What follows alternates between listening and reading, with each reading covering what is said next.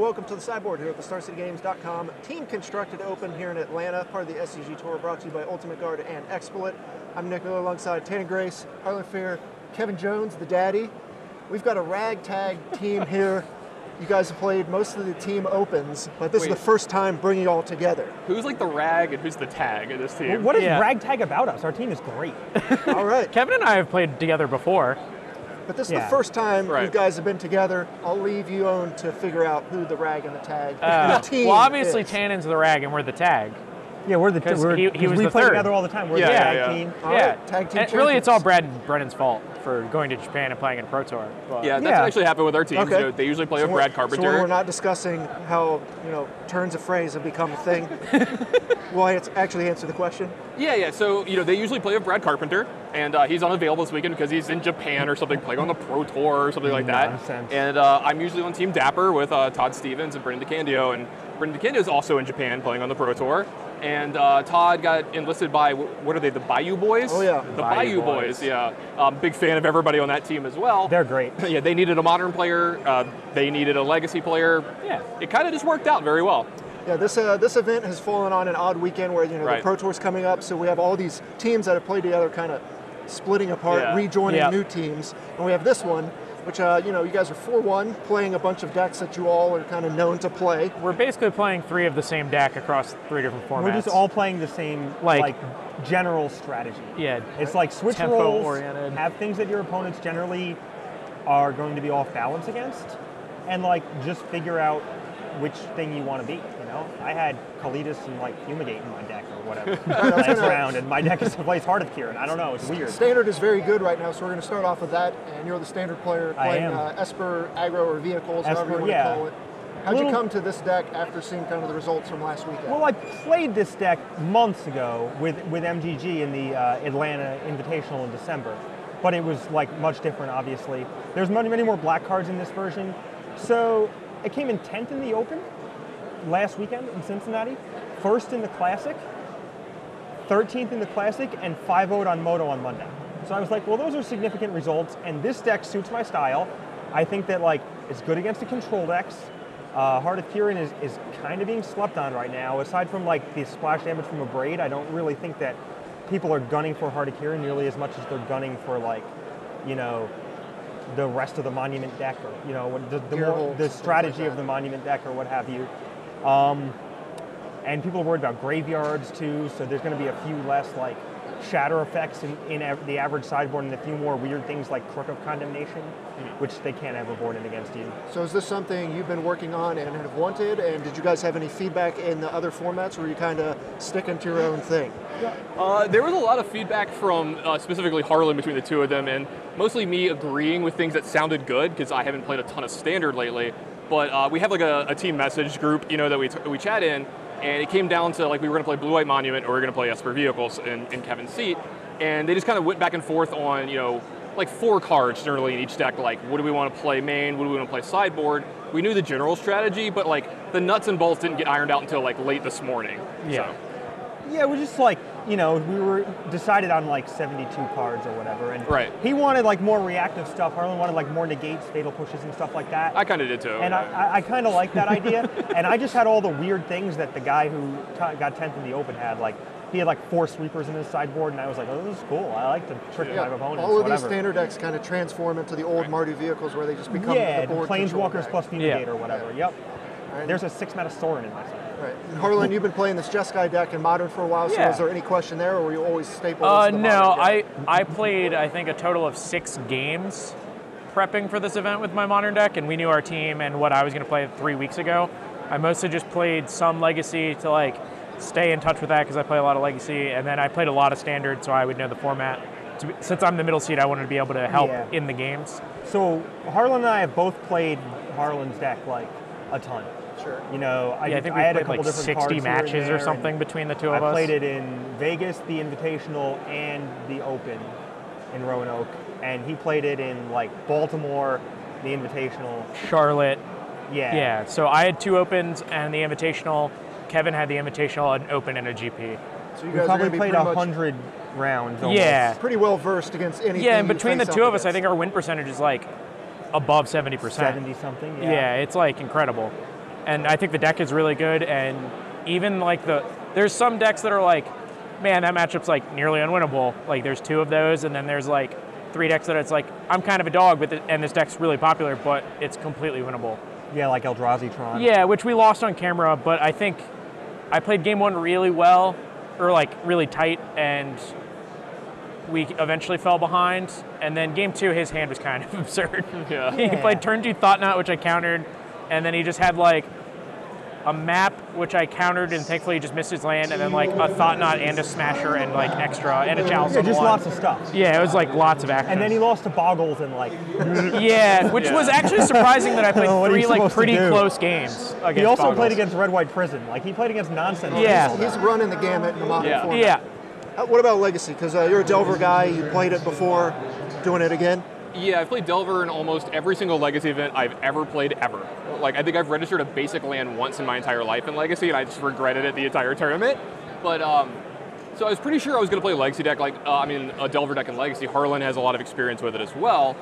We did actually do some testing. I tried out some other decks. It's one of the reasons why I haven't played a ton of Standard, is I was playing some other different decks in Legacy, like particularly like the new Grixis-ish deck that's like kind of a 4-color Grixis deck that's popular. It like doesn't have Delver, but it looks like it does. Like it has all the other cards that it normally has. It has like True Nemesis, Young Pyromancer, Cobalt Therapies, a lot of Kolagon's commands. That card is amazing in Legacy, by the way. Yeah, everyone played that deck in Worcester. Yeah. Every time I played the deck, it felt really powerful. I felt like I was missing something, that like I was giving away play skill in it, that I wasn't playing it up to its par. Harlan kind of felt the same way. Yeah. I played practically, I think, 70 of my 75 in the Open that I top 8'd with Team Dapper, and I felt really comfortable with that deck all day long. We made a small fundamental change to the deck and a couple little cards in the sideboard. Like we got a spicy one in the sideboard, a couple spicy ones in the main. But overall, like the deck remains very, very intact. The overall idea of it is the exact same that it's always been, and it's what I'm super comfortable with. And like I said earlier, I mean, we're just playing 3 tempo decks, and it's kind of where I shine in Legacy, where I feel I shine in Legacy. It's also interesting because all 3 of you guys are playing similar strategies and decks that you've all basically played before in some form or fashion. So there's a lot of overlap in knowledge. Like, I've played Grixis Delver, and I've played Jeskai, and then Tannon. I don't know how much Standard Tannon has played, probably none. But Harlan's played Tannon's deck before. Yeah. So, like, not only are we all in, like, the same mindset versus the general strategy, like, oh, can you help me with this? Oh, you should, backpedal here for 3 turns and then turn on the jets, and Yeah. So, like, but we're all doing that anyway in our matches, so we just understand, like, yeah, we're the already in that thinking mind. It's not like I'm leaving a mid-range board stall and like, okay, we need to chump here, attack here, like bounce that to counter it on the way back down. Like I don't have to like shift gears. I'm already thinking like that. And then I'm next to you playing like Jund. And then he's just doing storm math out loud. Exactly, yeah. And it's like I have to like shift back and forth to do all this. I'm sitting in the middle seat and it's like, okay, I just have to change which cards I'm thinking about. Sure. But Harlan has definitely been carrying a lot of the heavy weight today. He's been doing the most help, but that usually falls on the person that sits in the middle seat, especially when they have, I think he has the most experience overall with all of our decks, possibly maybe tied with Kevin. I'm definitely the weak link in like experiencing other decks here. But it's an interesting build we have here, and there's a lot of team stuff coming forward. The Wizards Grand Prix Circuit is going to have team GPs coming up, Team Pro Tour, that kind of stuff. Has the team foundation or the team building kind of played into how you built your team or how you planned your team, or do you see that going forward as something people need to look at? So for the last 2 tournaments, way back when I would play like team sealed events on occasion, I would always be the middle seat because I would play with like locals and they put the best player in the middle almost always. For the last 2 team opens, I've been the legacy player, and it feels really strange for me to be off to the side. And like I can't interject into the standard games because I just don't know what's going on ever. And sitting in the middle seat, I feel at home. Like I feel like I'm adding so much more to the team because I can give input. Where like when I was in Legacy, you would ask me at the standard game, and I'm like, I have no idea what's been going on in these games. Where like right now, I can look over and I can stay in the game. Sure. What about you guys thinking about the structure and people moving forward with a bunch more team-centered events? For me, I'm like pretty excited about it. It's been since 2005 since we've had a Team Pro Tour. I think was the last one. Charleston, right? There was also a Worlds, but but like an actual like Pro Tour that you could qualify for. You played in that tournament, right? I did play in that Pro Tour. I had a lot of fun. It was one of the most like rewarding experiences of like Yeah. playing a season leading up to an event, because like we qualified the hard way at the time. Like I don't think I've ever prepared for a Magic event more in my life than that one, and I'm like really looking forward to like finding out who I'm going to be playing with, because it's a little awkward on like how you build your teams, because it's like, if one player's qualified, then like you can just play an RPTQ now, but then there's other events too, and it's like, I think we're going to have to sit down with like pen and paper and try to figure out, because there's a group of about like 10 of us, with Harlan and Kevin, and then like Brennan and Todd and all my other ex-teammates that like, and I have some teammates that I always play my limited events with. I usually play with Sman and John Cuvier, and we've had really good results at Team Grand Prix and limited. So depending on what the format is, there's a chance I might bounce around if that's okay with my teammates, just depending. Because like, I feel like I work better with that team or not. So it's going to lead to some really weird amalgamations of 3-player teams that you're going to see. And I'm just really looking forward to it, because as much, bad press as Wizards has been getting over the last few years, honestly, if you look at it overall, besides like the small little things, they've been giving us what we want and what we've been asking for. And we've been asking for more team events. Like Twitter blew up after the first Open. The experience that like you get from the team event is like, it's more likely to cause people who are casually competitive Magic players, like the largest demographic for the Open, to be invested in doing it again. And like, because you can have a great experience independent of your results. And like they say that holds true all the time, but nothing beats like battling with your friends. Yeah. And like, we just like this because it tests a different skill set. It's like, it's almost like psychological profile.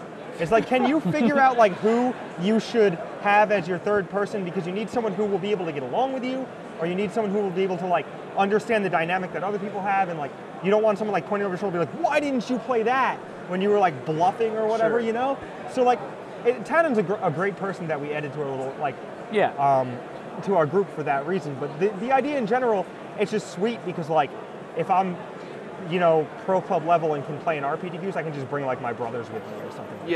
And that's really cool too, So I like a lot of the different things that they're doing. All right, well, we're 5 rounds in. You guys are 4-1, off to a pretty strong start here. What are your plans for this weekend and hopes? I hope we don't lose another match for the rest of the weekend. Ideal. That's ideal, but honestly, just as long as we continue to have fun every round, hopefully the results will come along with that. I'm kind of piggybacking what he said.